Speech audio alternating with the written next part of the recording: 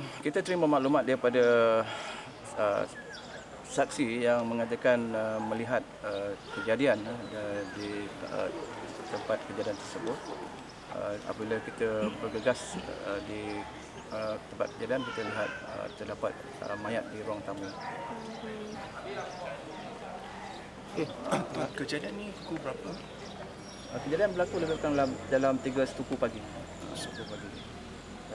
Kita bergegas ke tempat kejadian dan menjumpa mayat di sana, dan kita kemudian telah dimaklumkan bahawa berlaku satu kekecohan di Balai Polis Bukit Indah,